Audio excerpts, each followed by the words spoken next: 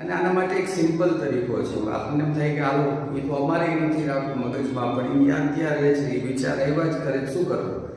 તો સિમ્પલ છે, જ્યારે બી તમને ટેન્શન આવે, પ્રોબ્લેમ આવે, ચિંતા આવે, ત્યારે કંઈક ફિઝિકલ એક્ટિવિટી શરૂ કરી. આ કરવા જેવું છે. કાંઈ ના કરો ને ઘરે બધા કબાટના કપડાં બધા બહાર કાઢીને પછી સંકેલીને ગોઠવવા માંડો. ઘરે બધી પોતું કરવા માંડો, સંજવારી મારવા માંડો, ઝાડવાને પાણી દેવા માંડો.